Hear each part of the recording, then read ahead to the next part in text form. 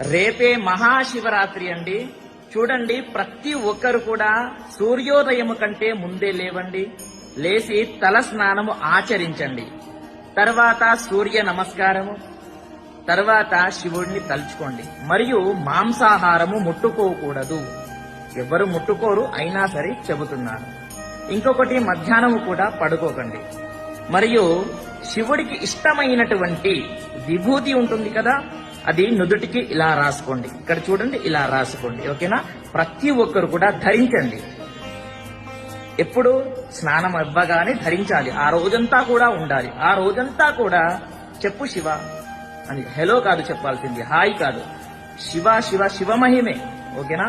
Only Shiva అనే మాట్లాడాలి. మరియు వినండి, అందరికంటే పెద్ద మంత్రము ఇది. దీనికంటే పెద్ద మంత్రము ఏది ఉండనే ఉండదు. ఓకేనా? ఇదే ఫస్ట్. అది శివ పంచాక్షరి మంత్రము.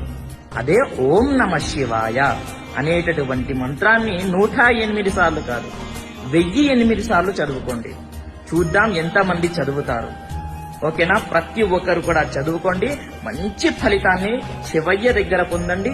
శివయ్య భోలాశంకరుడు. మీరు ఏది అడిగితే అది ఇచ్చేస్తాడు. కాబట్టి ప్రతి ఒక్కరికి తెలియజేయండి. స్వస్తి, సర్వే జనాః సుఖినో భవంతు.